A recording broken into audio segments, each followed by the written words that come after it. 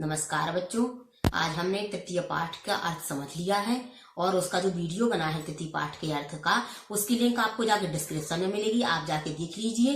अब हमको तृतीय पाठ महर्षि दयानंद का अभ्यास है, उसे पूरा फिलअप करना है और उसे समझना है। तो आओ बच्चों, हम आप तृतीय पाठ को समझें। एक पदेन उत्तरम लिखत, यहाँ पर बच्चों उत्तर एक शब्द में लिखना है। दयानंदस्य जन्म कस्मिन् प्रदेशे अभवत, दयानंद जी का जन्म किस प्रदेश में हुआ था? उत्तर में है गुर्जर प्रदेश है। गुर्जर प्रदेश मतलब गुर्जर प्रदेश में हुआ था, गुजरात में हुआ था। दयानंद कस्मात बहुविधानी शास्त्राणी अशिक्षत, दयानंद जी ने बहुत सारी शास्त्रों की शिक्षा किससे ली थी? उत्तर में है बिरजानंदा, तो ने बिरजानंद जी से शास्त्रों की शिक्षा ली थी।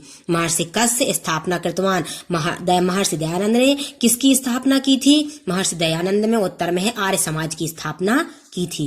दयानंद कयो उन्नते भारतीय संस्कृत प्रचारम अकरोत, महर्षि दयानंद जी ने किसकी उन्नति के लिए भारतीय संस्कृति का प्रचार प्रसार किया? तुम उत्तर में है देश समाज, महर्षि दयानंद जी ने देश समाज की उन्नति के लिए भारतीय संस्कृति का प्रचार प्रसार किया।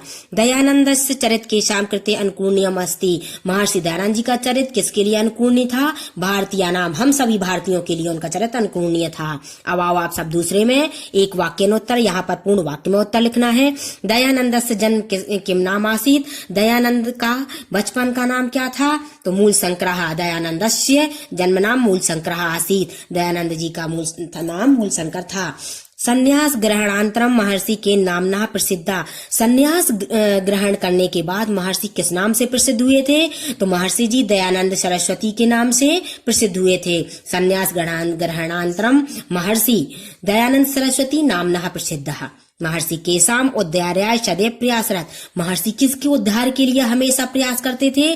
तो महर्षि विधवा बलानाम दलित वर्गाणाम गवाम चा उद्धाराय सदैव प्रयासरत, उत्तर में है महर्षि विधवा अबलाओं के लिए, गरीब वर्ग के लिए और गायों के लिए हमेशा प्रयासरत थे। दयानंद केशाम प्रचारम अकरोत, महर्षि दयानंद जी ने किसका प्रचार प्रसार किया था? तो दयानंद चिर उपेक्षित वेदानाम प्रचारम अकरोत, महर्षि दयानंद जी ने जितने उपेक्षित वेद शास्त्र थे उनका प्रचार प्रसार किया था।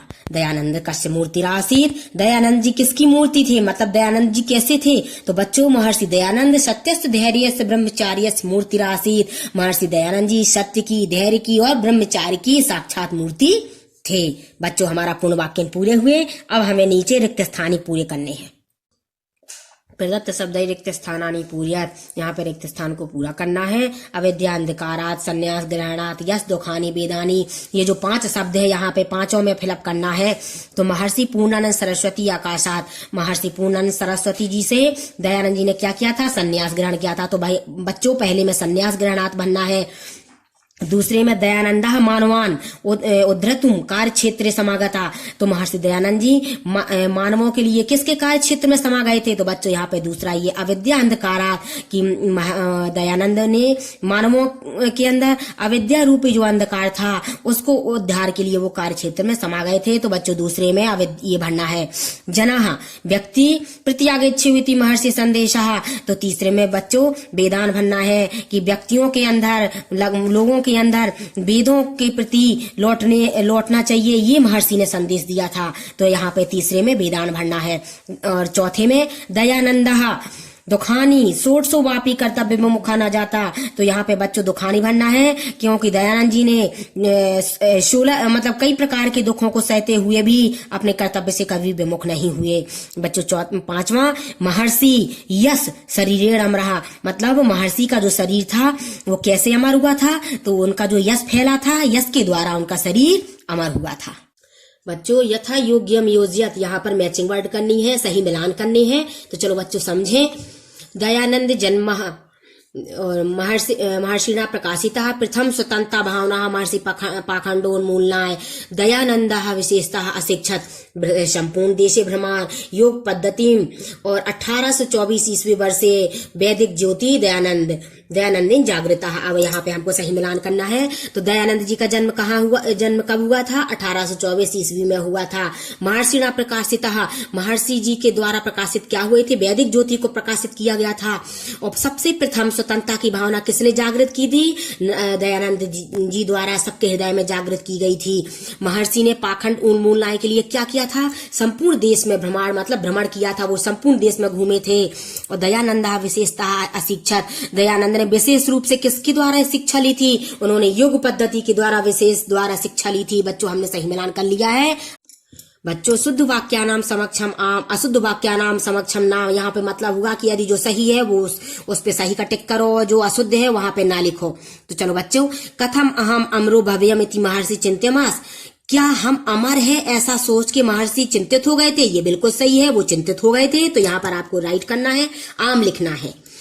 त्रैशित्योर अष्टादश सप्तमे ईस्वी वर्षे महर्षि न दिवंगतः। नहीं, ये आपका गलत है, क्योंकि इस सन में 30 तारीख 10वां महीना और 1883 ईस्वी में वो उनका स्वर्गवास हो गया था। लेकिन यहाँ पे लिखा है ना, तो बच्चों ये ना है, यहाँ पे आपको ना लिख देना है।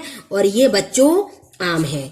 महर्षि ख्याति सर्वत्र व्याप्ता अस्ति। ये बिल्कुल सही है बच्चों, क्योंकि महर्षि की जो ख्याति थी, महर्षि सभी जगह प्रसिद्ध थे। ये सही है बच्चों। अब नीचे आओ बच्चों, चौथे नंबर पे दयानंद सामाजिक कुप्रथान निवारण कृतवा। ये भी बच्चों सही है। महर्षि जी ने सामाजिक की जितनी कुप्रथाएं थी, पाखंड उनमें थे, उनके निवारण के लिए काम किया था। ये भी बच्चों सही है। महर्षि सदृशा महात्मा नाम बंदनी न भवती। ये गलत है। महर्षि हमेशा हम लोगों के लिए बंदनीय होते हैं, लेकिन यहाँ पे लिखा है ना भवंती, तो ये गलत है बच्चों। यहाँ पे आपको गलत का टिक कर लेना है। बस बच्चों, हमारी एक्सरसाइज हो गई है।